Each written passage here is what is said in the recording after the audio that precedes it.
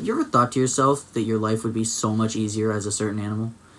Most of the time, people think that it would be easier to be a cat because they just get to laze around all day, or a dog because everyone loves dogs. But for 12-year-old Zoe, if she were to be any other animal than a human, she'd want to be an octopus due to their ability to camouflage. Hi, today we're going to be talking about a book talk, if you will. The book we will be book talking about today is The Benefits of Being an Octopus, written by Anne Brandon. Now, you're probably wondering why I'm in this black 3D rendered void with just a lamp and a beanbag chair.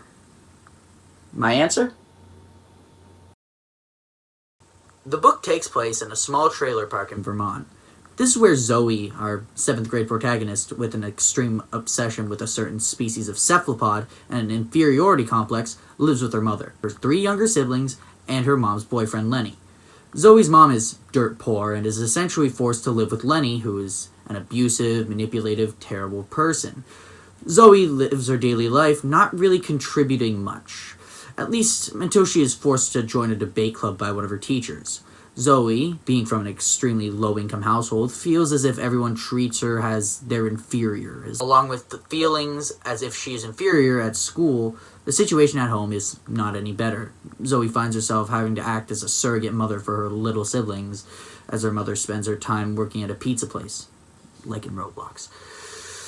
Zoe spends the entire book trying to convince everyone that just because of her socioeconomic status being low, doesn't mean that her thoughts and opinions aren't valid. The theme of the book is all about personal empowerment, resilience, and adaptation, which it makes sure to hammer into you at every single moment it can with the whole octopus motif. While the theme and message of the book is good, the book itself is kind of left lacking in the actual writing department. You see, the entire book is through the eyes of Zoe. However, if you expected the book to be written as if it was from the eyes of a 7th grader, then you'd be sorely mistaken. The book is written like how a much older woman would write, which is a problem, because Zoe is just a middle schooler. The book covers some complex social issues, including some that don't even need to be in the book at all.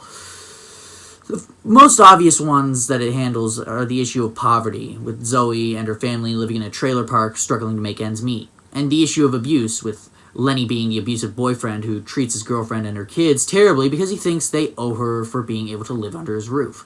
However, out of nowhere in the book, the topic of gun violence is randomly thrown in. There's a story reason why it's included, but the story reason also feels extremely forced.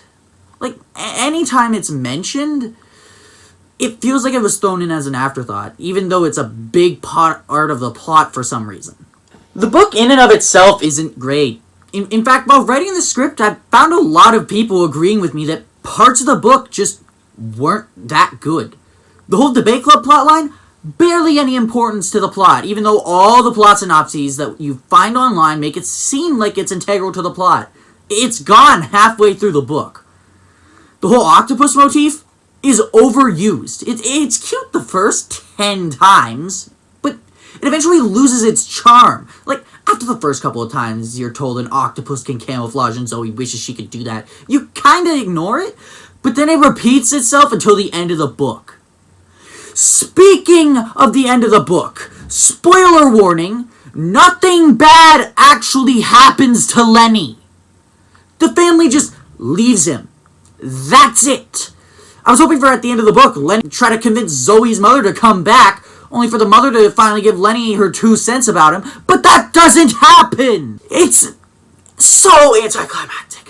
While the book left me feeling emotional, that's the bare minimum for a book talking about abusive situations for me. Even then, a lot of the times, I didn't feel much emotions, because the characters were not believable in the slightest. The book also doesn't handle the whole poverty aspect of itself very well. Whereas the book's solution to the problem? Just work harder. If you're going to write a book about poverty, The worst way to handle the situation is to essentially say that the way to get out of poverty is to just do better. That is such a gross oversimplification of things. So, do I recommend this book? No, I do not. If it wasn't obvious by the previous section, this book isn't good, and I don't like it. You know the thing that I asked about in the beginning of the video? About imagining wanting to be a different animal? Well, if I were to be any other animal than a human, I'd rather be a goldfish. That way I could forget I ever read this book.